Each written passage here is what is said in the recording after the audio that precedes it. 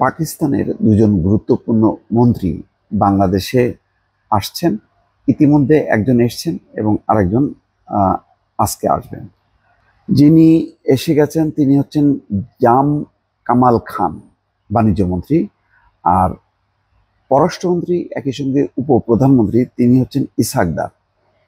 এই দুইজনের বাংলাদেশে আসাটা স্বাভাবিক ঘটনা হতে পারত, কিন্তু বর্তমানে দক্ষিণ এশিয়ার রাজনীতি, আঞ্চলিক রাজনীতি সব মিলিয়ে বিষয়টা স্বাভাবিকভাবে দেখছে না ভারত সহ অনেকে।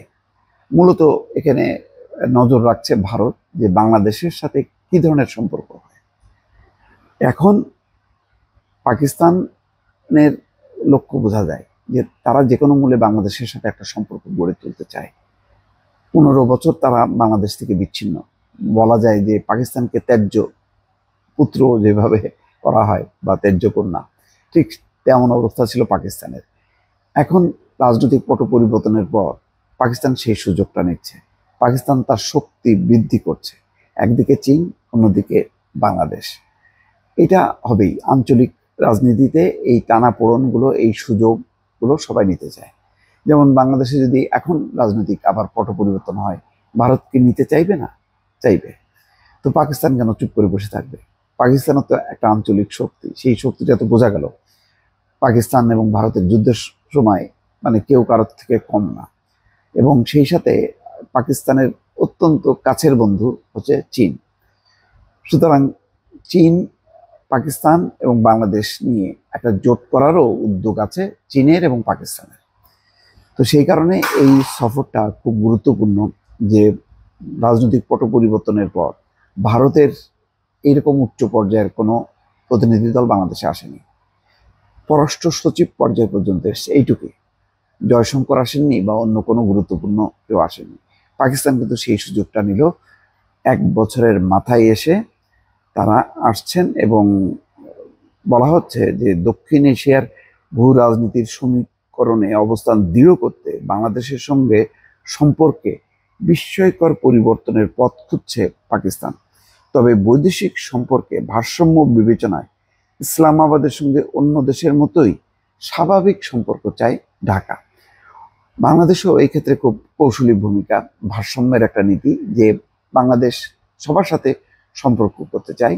ভারতের সাথে যেমন, পাকিস্তানের সাথে তেমন, নেপালের সাথে, শ্রীলঙ্কা, চীন, সবার সাথে।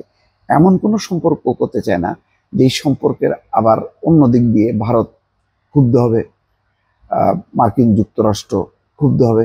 মার্কিন যুক্তরাষ্ট্রের অবশ্য চিন্তা চীনকে নিয়ে। চীনের সাথে যদি বাংলাদেশ বেশি ঘনিষ্ঠতা অর্জন করে তাহলে সেটি বাংলাদেশের জন্য মানে বিপদ, যে চীনের সঙ্গে খুব দহরম মহরম সেটা পছন্দ করবে না মার্কিন যুক্তরাষ্ট্র। ফলে বাংলাদেশকে এখন বৈদেশিক সম্পর্কের ক্ষেত্রে বা আঞ্চলিক মিত্র খোঁজার ক্ষেত্রে দুইটা শক্তির দিকে তাকাতে হয়। একটা হচ্ছে ভারত, আর একটা হচ্ছে মার্কিন যুক্তরাষ্ট্র। এই দুইটা দেশের কারণে বাংলাদেশ সবার সঙ্গেই একটা ভারসাম্যমূলক সম্পর্ক বজায় রাখতে চায়। এমন কোনো জোট, এমন কোনো বিষয় সামনে আনতে চায় না যেখানে অন্য পক্ষ তার সুযোগ নেবে। যেমন চীন, বাংলাদেশ এবং পাকিস্তানকে নিয়ে যে জোটের উদ্যোগ চীনের, সেইটার ব্যাপারে কিন্তু ফাইনাল সিগন্যাল এখনো বাংলাদেশ দেয়নি। সেটা চিন্তা করছে প্রধানত মার্কিন যুক্তরাষ্ট্র, দ্বিতীয়ত ভারতের দিকে। তো সুতরাং বাংলাদেশের এখন একটা অগ্নি পরীক্ষা যে কি ধরনের সম্পর্কে সে যাবে।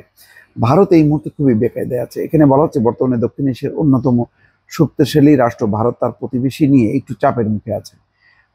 প্রতিবেশী দক্ষিণ এশিয়ার শ্রীলঙ্কা, মালদ্বীপ, নেপাল, আফগানিস্তান বা ভুটানের সঙ্গে ভারতের সম্পর্কে বৈরিতা না থাকলেও উষ্ণতা নেই। খেয়াল করেন, শত্রুতা নেই কিন্তু উষ্ণতা নেই, মানে আন্তরিকতা নেই। আন্তরিকতা না থাকার কারণ হচ্ছে নরেন্দ্র মোদী খুব নির্বিচারে এই দেশগুলোকে ব্যবহার করেছে শুধুমাত্র তার আঞ্চলিক নিরাপত্তা, তার বাণিজ্যিক স্বার্থে। কখনো সেই দেশের উন্নয়ন, সেই দেশের অর্থনৈতিক উন্নয়ন অথবা রাজনৈতিক একটা গণতান্ত্রিক রাজনৈতিক সহায়ক পরিবেশ গড়ে তোলার ক্ষেত্রে ভারতের কোনো রকম উদ্যোগ নেই, আয়োজন নেই। তার একটাই লক্ষ্য, যে কোনোভাবেই হোক না কেন ভারতের পদলেহন করলেই ভারত খুশি, তার আর অন্য কোনো চাহিদা নেই। এসব কারণে ভারতকে অত্যন্ত স্বার্থপর একটা রাষ্ট্র মনে করে প্রতিবেশী দেশগুলোকে। এখন প্রথম আলোর যে শিরোনামটা, যে পাকিস্তানের পররাষ্ট্রমন্ত্রী ইসাকদার কি বার্তা নিয়ে আসছেন, 3 দিনের কর্মসূচি কি, 3 দিন একটা লম্বা সময়। এবং এখানে দেখা যাচ্ছে শুধু পররাষ্ট্র সচিব বা পররাষ্ট্র উপদেষ্টা শুধু না, প্রধান উপদেষ্টার সঙ্গে বসবেন, একই সঙ্গে বিভিন্ন রাজনৈতিক দল, সুশীল সমাজ, বিভিন্ন বেসামরিক ব্যক্তিবর্গের সঙ্গেও তিনি বৈঠক করবেন, ধারাবাহিকভাবে বৈঠক করবেন। এর উদ্দেশ্যটা হলো যে ভারত আগে যেভাবে সব পক্ষের সঙ্গে আলোচনাগুলো করতো সম্পর্কটা বাড়ানোর জন্য, পাকিস্তান ঠিক ওই একই পলিসিটা এখন ইমপ্লিমেন্ট করবে যেটা আগে ভারত করতো। এবং এটা স্বাভাবিক, যেহেতু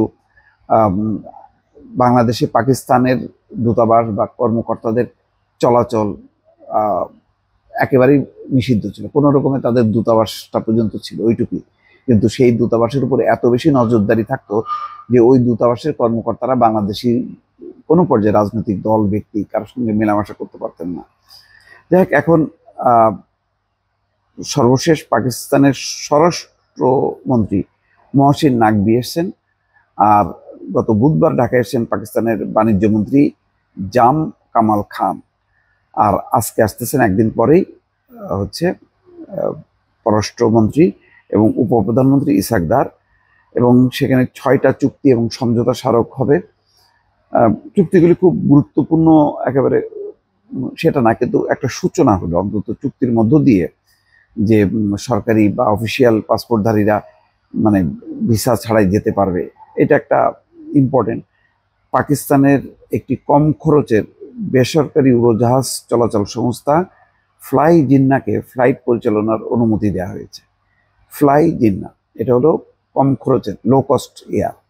এরপর এয়ার সিয়াল নামের পাকিস্তানের আরেকটি বেসরকারি উড়োজাহাজ চলাচল সংস্থা বাংলাদেশে সরাসরি ফ্লাইট পরিচালনার অনুমোদন পেয়েছে। এগুলির অর্থ হলো যে বাংলাদেশের প্রচুর মানুষ যাতে এখন ট্রাভেল করে পাকিস্তানে প্রচুর মানুষ যাতে আসে।